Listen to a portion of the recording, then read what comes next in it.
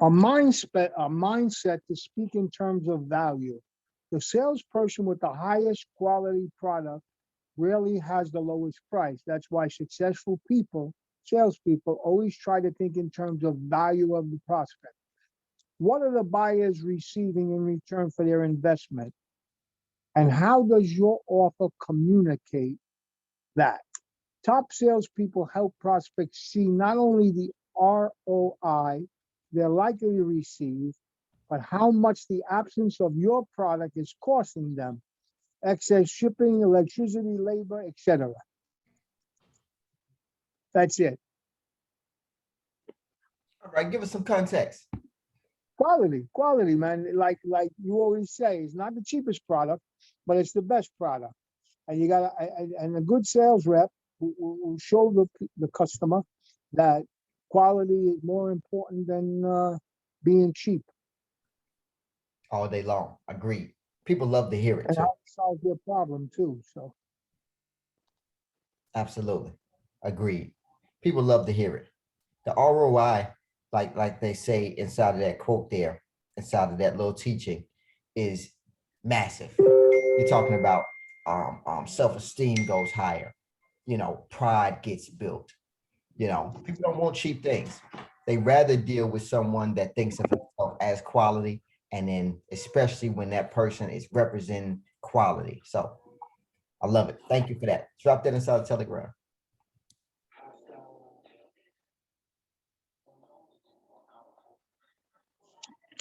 All right, guys, who's next? got it. Okay, here I go. Let's get it. Work hard for what you want because it won't come to you without a fight. You have to be strong and courageous and know that you can do anything you put your mind to. If somebody puts you down or criticize you, just keep on believing in yourself and turn it into something positive. That's Leah LaBelle. And Right the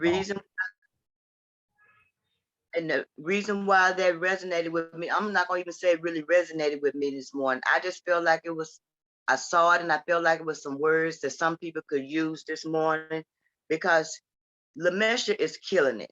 Lamesha is showing these guys, and I mean, her and Wilson are killing it. The rest of the guys, if they get the momentum that those two have, we got a team that's so strong and a team that's so courageous. There won't nothing be able to stop us at all. Everything will be about positivity. And that's what I got out of that. That we just got to keep working hard in all our positions, everything that we do throughout this whole company, from you to everybody underneath you, which is all of us. So yes, I feel very strong this morning. We just work hard. Powerful. Powerful. And I thank you for that. Absolutely. That gives me a burst of energy in itself, by the way. And I'm hoping that everybody play this back, because I really truly feel the same way. I think it's all in the systems. I think it's all in the processes. Sooner or later, we're going to have a dynamic. We're going to have a very dynamic team. So thank you for that. You're welcome. Okay. All right. There's no shortage of workable ideas. What's missing is the will to execute them. Seth Godin. And what this means is everyone's always thinking about good ideas, but not much is taking action. Agreed. I see it all the time, right? People do not want to take action inside their own life to save their own self, and that's interesting to me, because I think to myself, like, no one can want it more than you want it. No one can want it more than you want it, and ultimately what you're saying is that I want to be employee for life. I want to be here at this same level for life, and that's a shame for me, because I look around and I think that everything should be growing. Everybody should be growing. Why aren't you reading? Why aren't you getting better? So I love that too. Drop that inside the Telegram. That's how you kick off the morning, guys. Great job. That does it for the morning motivation quotes. Let's move on to the sales training. I'll begin to share my screen with you.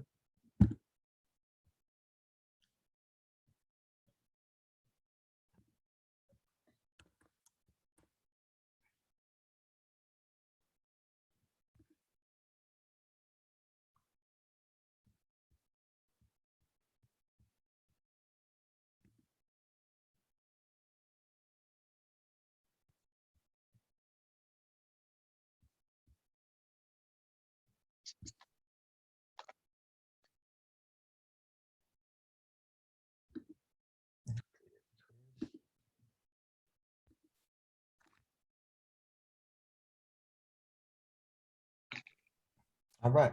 Today, the next 3 minutes and 35 seconds, we'll be going over emails.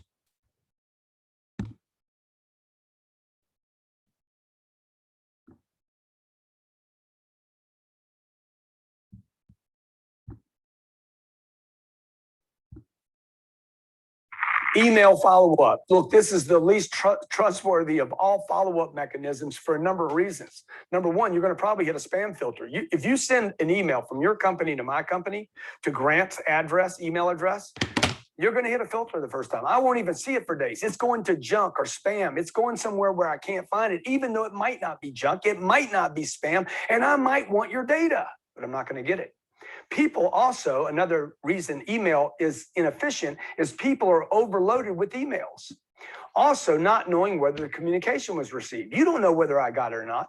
Now, there are some technologies out there. You should Google this.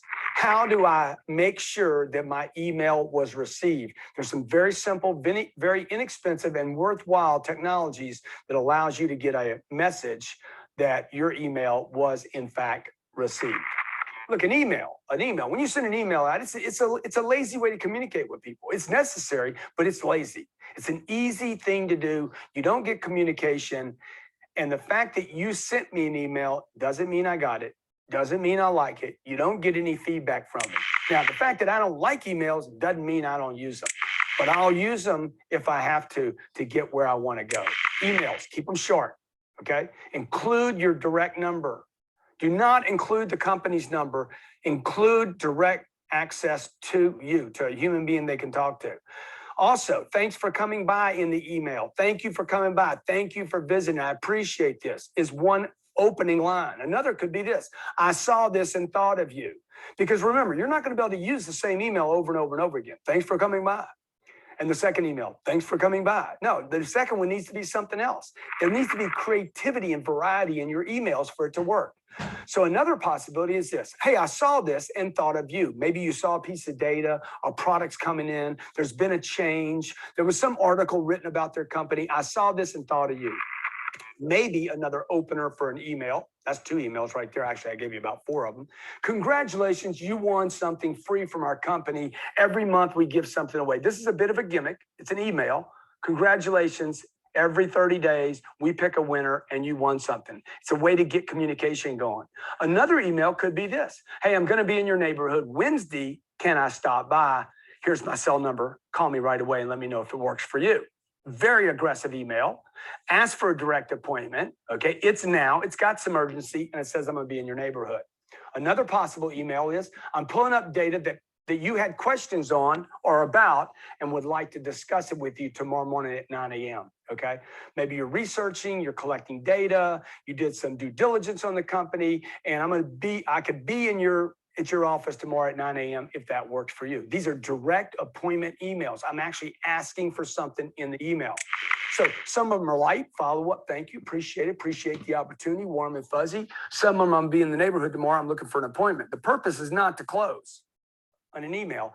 You're not going to close an email. It's just not going to happen. The purpose is to get back in front of that customer, either in person, on a go-to meeting, a Skype call, phone call. How do I finish this deal up? Emails are valuable. They're lazy. They're valuable.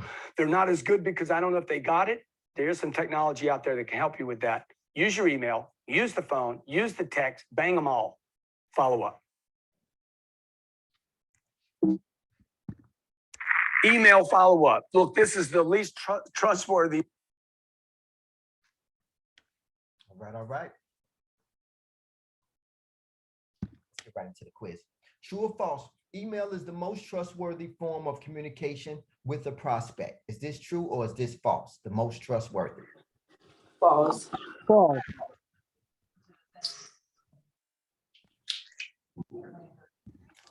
What should you not include in an email? Your direct number, your company's number, a creative introduction.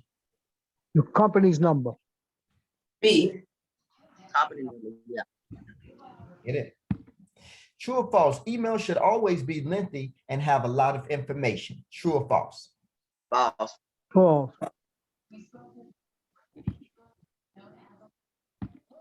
The purpose of an email is to A, sell, B, get back in front of the customer. C, provide information to the customer. Or D, close the deal. B, B. get back in front of the customer. B. Let's get it.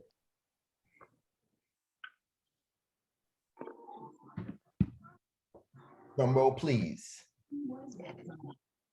Undone. All right, guys, great for the self-esteem. Now, what did we learn?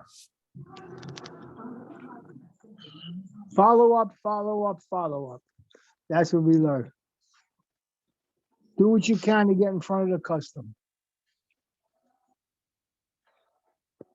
I learned that email is good, but it's not the best option. And there are ways that you could Google on how to make sure the customer gets the email. I forgot what that's called.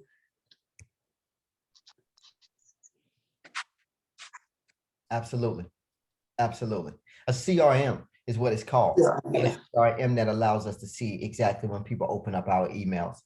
And it's a great tool as well, because sometimes when people try to ghost us, I can see that they're actually using our email, right? At least receiving the emails. So at least I know that they're alive.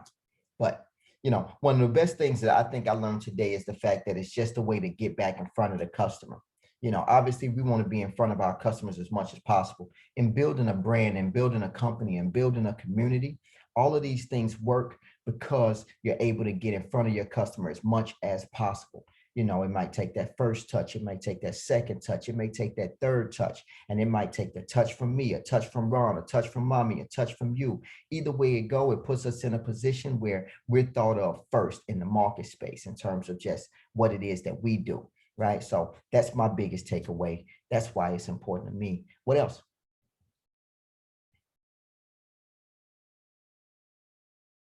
Well, basically, just like he said with the text messages yesterday, you got to keep it in variety, and you got to stay creative with it, because you don't want to keep sending the same text over, and you don't want to keep sending the same email over. So that's basically the same thing he said today about the email.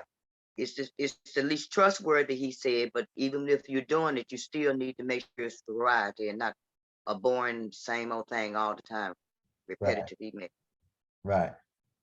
He called it trustworthy. He called it lazy. What else did he call it? He said it's easy, but it's just being lazy. Right. Easy. It's easy, trustworthy, it's lazy. I just wanted to break that down a little bit and put those words in. It you know, it's interesting. It's interesting. As much as he emails, right? As much as he used that to really dominate his power base. I mean, he used emails like social media, and that's something I learned from him. Said, hold up, you know, we got to be able to retrieve and keep these customers' information so that we can get back in front of our customer as much as possible. And now we're actually doing that, and even having 2 and 3 touches. So I learned a lot, guys. You know, is there anything else that we would like to share? Yes, I have one more thing, and I was kind of surprised to hear him say, don't use the company number, use your personal, your direct number. Yeah. You know, Where's it going? Where's it going? You know, what was so interesting about that for you? because, you know, usually if something is coming from a company, that you give the person the company's number so they can contact the company if they have any questions or anything. But I can see that if it's a personal, something that only you are dealing with the customer, that you give them a direct number. But he said with emails, I guess you're making it personal Yeah. in Yeah. sort of way. Yeah. Do you agree? Somewhat. Well, I agree, but I also feel like having a company number there is a lot of the things that an email is. You know, a company number is trustworthy. A company number is lazy. A company number is easy. You know, but most importantly, I love that word trustworthy, right? And building a brand, I know that that brand has to be trustworthy. We have to be thought of first. And I think that these are all things that a company needs to make sure that they have the systems in place. You know, something familiar. You know, a clean voicemail. You know, separate entities that you can click 1 and 2 and 3 for, so that you get to the correct department, so that people understand that how we scale and how we're able to, to handle so much, and how dynamic we are, and how we're building out and structuring, right? So with that being said, I love that as well, but I don't necessarily agree, because I do feel like, you need the company number there. Now, I also want to make sure that they have our direct number as well. That's something that I'm big on, right? Being able to call me direct at any point is something that just always resonates with me. I never want anybody to feel like they can't call me direct. I don't care who it is, who they are, call me direct if you need me. But obviously, we have someone to handle that now. If you got to get on the phone with me just for me to tell you, hey, you need to call, such and such, then we can do that. But call me, right? I'm here for it, but that company number, I think is still needed. So anybody else think the company number is not needed inside of emails?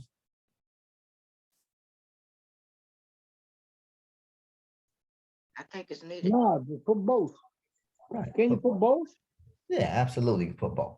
It should be in each and every one of our signatures right now on this call. So we not only have our direct cell phone numbers, but we also got a company number that they call and they can get you at your extension. And by the way, that company number just reroutes them to your phone number, right? But this way it's important, so that they can get you.